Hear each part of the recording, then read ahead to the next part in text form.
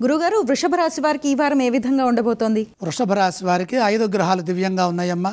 ప్రధానంగా తృతీయంలో రవి, ద్వితీయంలో గురు శుక్రులు, లాభంలో శని, దశమంలో రాహువు. దివ్యమైన కాలం కొనసాగుతుంది. ప్రారంభించిన పనులు త్వరగా పూర్తవుతాయి. మంచి ఫలితాలు సాధించడానికి సమయం సహకరిస్తుంది. ఎదురు చూస్తున్న పనుల్లో పురోగతి ఉంటుంది. బాధ్యతాయుతమైన ప్రవర్తన విజయానికి సంకేతం. వినయ విధేయతలతో ముందుకు సాగండి.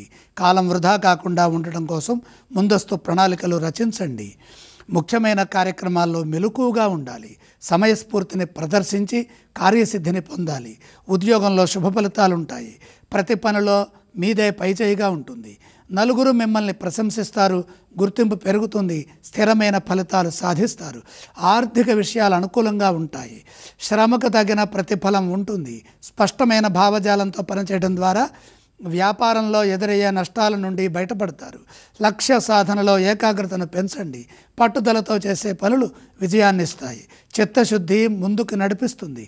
వారం ప్రారంభంలోనే శుభం జరుగుతుంది. ఈ రాశివారు ఏ స్తోత్రాన్ని పఠించాలి? వృషభ రాశి వారు కనకధారాస్తవం చదువుకోవటం చాలా ఉత్తమం.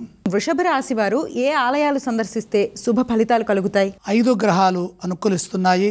లక్ష్మి దర్శనం మేలు చేస్తుంది. గురుగారు, ఈ రాశి వారు ఏవేవి దానం చేయాలి? దానాలు పనిలేదు.